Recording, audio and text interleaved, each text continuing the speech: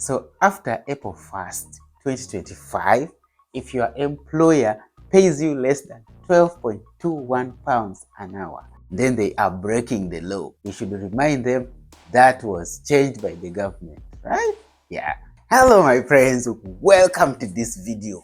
Finally, the government has decided to do something about the workers in this country. And I really think it is very, very good. Let's take a look. So what you are seeing on your screen is an official press release by the government. As you can see, it is in the official government website.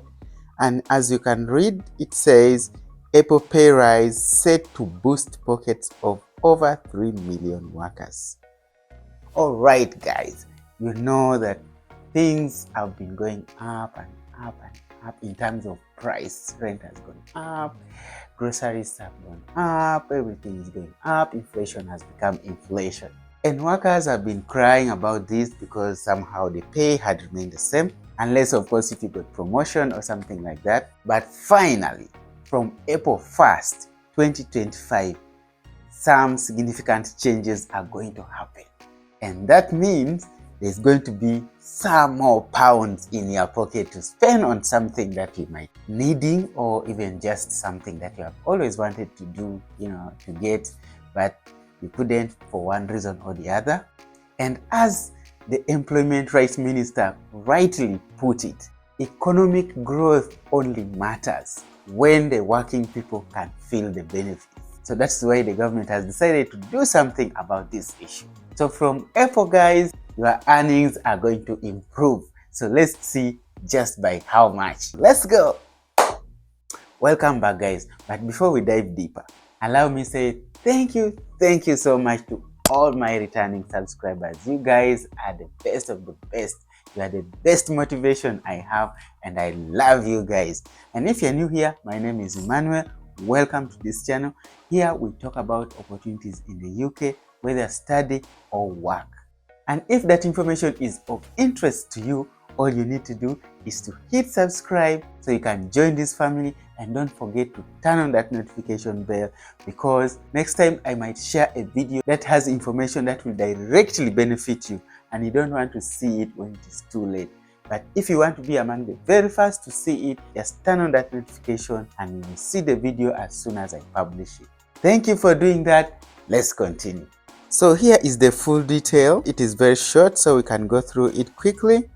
As you can see here, millions of workers set for significant pay rise in April to improve living standards and drive growth.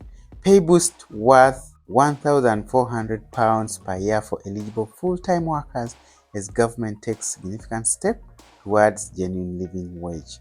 Living wage boost set to put more money back into the pockets of working people and kickstart growth as part of the plan for change. Okay, so who are the guys who are going to benefit mostly from this change? As you know, not every pay rise or every change or every legislation benefits everyone, but for this particular one, it's going to benefit a lot of people. And let's just take a look at it. And why I'm sharing this is that many migrant workers actually work in these sectors. So you guys stay tuned and let's look at the details. Who are the guys who stand to benefit the most? So here you can see over 3 million workers in shops, restaurants, and workplaces across the UK are set to receive a significant pay boost from April, putting thousands of pounds back in the pockets of working people every year. As a result of these changes, a further 4 million workers could benefit from the positive spillover impacts of the rate increases. So there you have it. But now the big question is, by how much is this increase really going to be made? Right? Yes. So let's look at that next. So as you can see here, the national minimum wage for 18 to 20-year-olds is set to increase by £1.4 to £10 per hour, because it has been £8.6 per hour. Now it's going to be £10 per hour. And they are saying this is a record increase, which means full-time younger workers eligible for the rate will see their pay boosted by £2,500 per year. And they estimate that this action is going to put around £1.8 billion into the pockets of workers over the next 6 years, delivering on the government's plan for change to improve living standards and make working people better off. So it may not look like much, but it's actually something. So we need to celebrate that something, right? Yes. Let's continue. And this is what I said earlier. The Employment Rights Minister, Justin Mother, says economic growth only matters if working people are feeling the benefits. Yeah, and I agree with that. In addition, they also expect that this will be a welcome pay bump for millions of workers who in turn will spend more in the real economy, boosting our high streets. So they expect that you're going to earn that money and definitely you're going to spend it in the high street next door. So yeah, when you spend it, the shop owners will also have an increased income, and then it trickles down maybe to more taxes and yeah, like that. And then that's how they expect the economy to grow. I'm not an economist, so all I know is that if I have more money in my pocket, then I can buy more stuff that I need. That's all. And they still insist that the government's plan for change is putting money back into the people's pockets and delivering better living standards across the UK. And here you also have the Deputy Prime Minister saying we've taken a quick and sensible action to boost wages for millions of lower paid workers who are the backbone and future of our economy. As you have already seen, they are talking about minimum wage and living wage. This part explains the difference between living wage and minimum wage. You can read that later. But this part is of interest to me.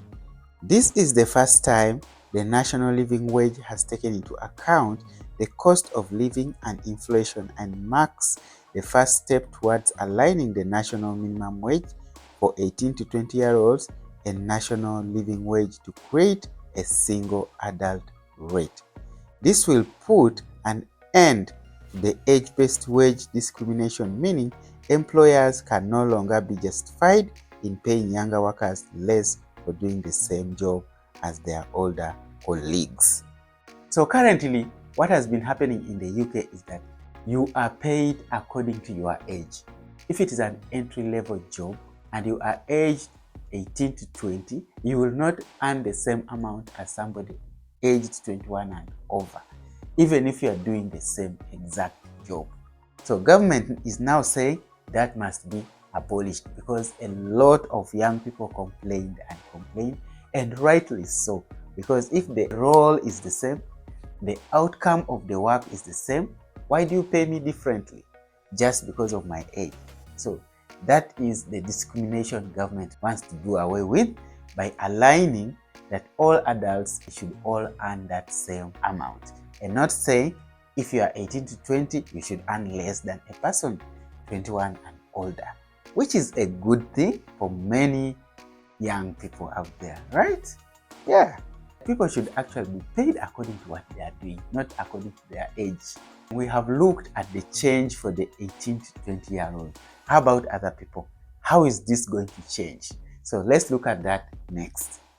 So here you can see the minimum hourly wage for an apprentice is also said to be boosted in this year, with an 18-year-old apprentice in an industry like construction seeing their minimum hourly pay increase by 18%, a pay bump from £6.4 an hour to £7.55 an hour. So if you are a young person undertaking an apprenticeship in the UK is where you learn on job.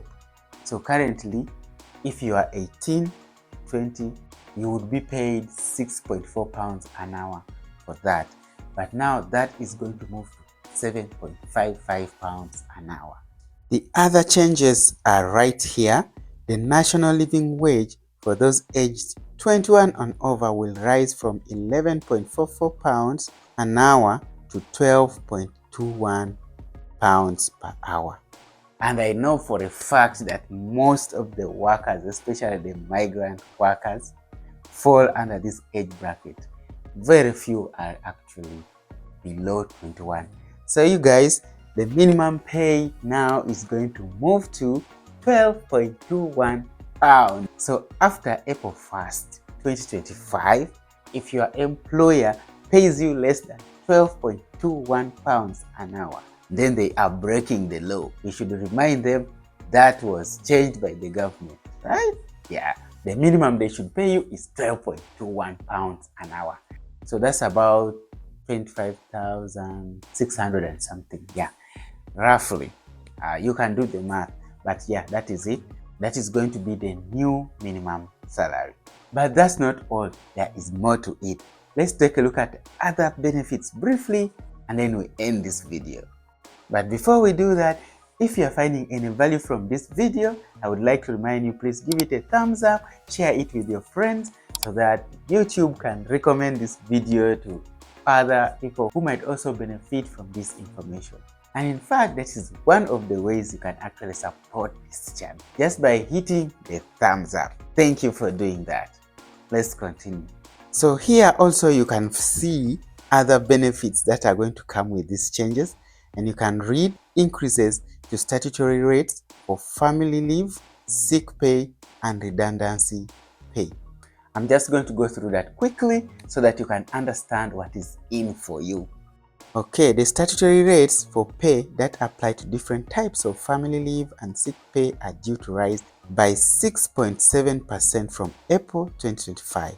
The new rates are as follows. Okay, the statutory sick pay will increase to 118.75 pounds per week, which is currently 116.75.